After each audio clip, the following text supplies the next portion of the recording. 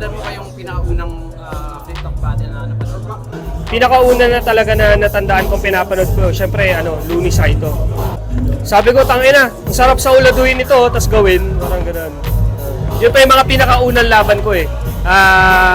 Sinasaulo ko pa yung mga linya nila, tas binabanat ko, gano'n. Ito ba yung kabattle ko sa rap na galing probinsya? Anak ni Apple the App kay Aling Junisha? Una-una panood talaga, Tipsy D versus Sinyo sa YT. Mga grade 5 ako noon, pinanonood sa akin nung mga kaklase ko. Tapos yun, parang kumaling sa battle up. Tipsy D Sinyo. Kaya Tipsy D?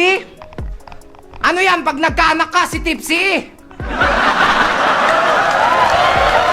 Ano siya?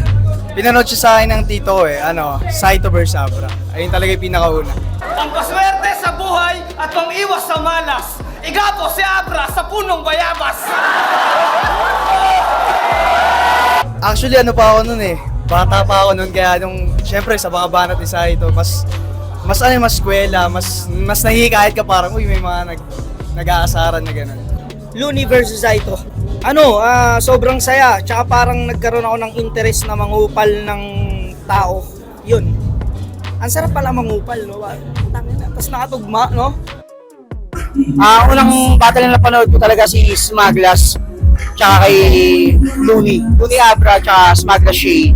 Pwes ako si Bakit the Grappler ng rap. Mapamaito na mabagal, mabilis, malalim sa battle o kanta. Alam kong dalalapit sa mga tulad mo ang mentality na to. Di matutuldo ka na mga multi mo ang pagiging multitasker ko na rapper dahil multi-talented ako. Parang nainganyo akong mag-rap battle na yun kasi isa si Smaglas talaga sa influence ko pagdating sa music. So, yun, parang nagkaroon ako ng interest kaya nag-explore ako. Ayun, nag-aaral ako mag-battle rap. Maalala pero parang Saito Looney ata yun. Yun yung pinakauna kong battle na napanood. Parang Pasalubong mo sa nanay mo, kanin panis. Pinakain ng tatay mo, tinggil ng nanay mo may patis. nabilib sobrang lupit kasi nagtatagisan sila ng linya. Tapos ayun, naging fan na lang din ng rap battle. Panahon pa ni Delo Target, elementary days pa. Kanina ko pa gustong sabihin, di ko matiis. Ang cute ng tigyawad mo, pwede patiris. Ako pag naalala ko, pero naman panahon kasing yun, meron jamboree ng Boy Scout, tapos parang meron kunya-kunyaring battle na naganap. Kasi mga ini-split ng mga tao doon, mga lines sa flip-top, parang pinaparo din nila, ganun. Para, nakakatuwa lang, nakaka-boost ng sarili kasi ng mga panahon yun, nagsusulat na rin ako, pero hindi pa bumabattle nun. Pang-kwarto pa lang. Ang akin, Adelo Batas. Kung tingin mo aabot sa akin level, pare, ito imposible. Marami ka pang bigas na kakainin, kaso wala kang pambili. At kung tingin mo ikaw mananalo, tingin ko nasisiraan ka na ng ulo. This is my house, bitch! At nakikisquatter ka lang dito. Ako nagulat ako kasi sabi ko, pwede pala to na magkaganon kayo. Ang alam ko lang kasi nun, freestyle Looney Gap. Humangan na kagad kami, parang sabi ko, ang galing nun, kumbaga, lahat ng syllable naka-rhyme. Ang hirap gawin nun Nabilib ako kala Looney nun. Ubod ng bulol, tapos utak mapurol. Ako ay kabundukan at ikay isang burol. Maskulado ka, tingting lang ako. Pero parang bumangga ka sa dingding na bato. Kasi aanhin mo nga naman ang katawan na macho. Kung banat mo naman ay parang patawa sa radyo. Delo Target. Entertaining. Unang battle na napanood ko is yung kay Delo versus Target.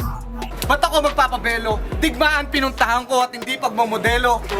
Hindi pag-aartista, para lang mamadis ka. Kahit bayaran mo Horado Boy, sa akin ay panis ka. Yun din yung battle na nagkaroon ako ng interest sa gantong klase ng platform ng rap battle.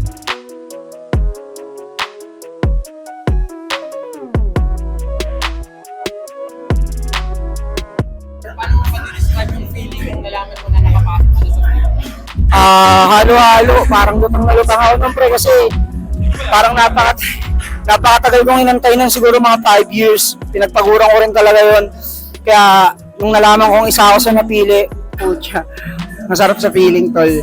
Ang sarap eh, kumbaga parang lahat ng naging struggles mo sa buhay worth it. Yun ang pakiramdam. Oo, ganun din. Napasayaw ako nun eh, nung piniem ako ni Enigma eh. Pasayaw ako sa sala eh.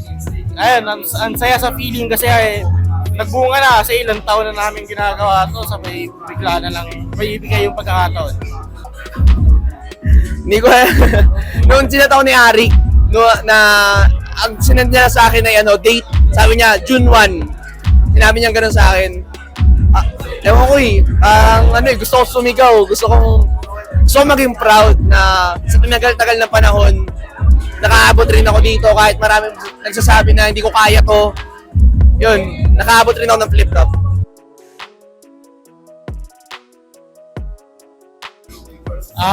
Bars, para sa akin. Kasi ngayon, medyo halos lahat, kung napanood niyo yung battle ko, halos lahat jokes yung ginawa ko. Pero kailangan pa magalingan pa yung mga yung sa mga matalinong side. Siguro para sa akin yung yung pagka-crowd control ko, isa rin yun kasi medyo mahina ako sa pagdating sa jokes. Hindi ako ganun kalakas talaga. Hindi yun yung strength ko. Marunong ako pero hindi yun yung strength ko. Kaya sa tingin ko doon ako dapat mag-focus at mag-enhance. Siguro bilang isang rookie na kanina habang bumabattle, natutunan ko na hindi lang pala siya basta may perform mo yung pyesa mo. Dapat siguro habang nagsusulat ka pa lang, naiisip mo na yung kabuuan, yung bigger picture. So, yun, siguro yun rin yung kailangan kong i-improve sa akin kasi sanay ako sa spoken word poetry na handa na yung pyesa, i-perform ko na lang and performance lang siya. Dito, may competition, may kalaban ka na kailangan mong durugin. So, yun yung na-realize ko kanina habang bumabattle ako. Ano yung masasabi mong goal mo sa battle rap? Asa ngayon syempre di pa kita talaga kilala ganun. So ang goal ko ngayon mas ma-showcase o mas mapakita sa mga kapwa ko na fan ngayon na kaya ko rin bumatel at sanay din ako. Siyempre, makilala bilang si Pilos, ayun naman lahat gusto ng rapper na makilala sila, na wala silang ginagaya, na makilala sila bilang sa sarili nila. Sa mga flip-top fans na hindi ka pa napapanood, ano yung isang battle mo sa ibang liga na gusto mong panoorin nila? Check niyo yung laban namin ni 30 sa Moto, sa Pilos versus 30. Ayun yung tingin ko pinaka na-all-in ko yung sarili ko. Ganito kasi, may dalawang battle na sa tingin ko, kung matitripan nyo man o hindi, panoodin nyo yung Supremo versus Calix, sa Calix versus Kilan. Talo doon pero palagay ko naman nabigay ko yung best ko at full prep ako doon. Ayun.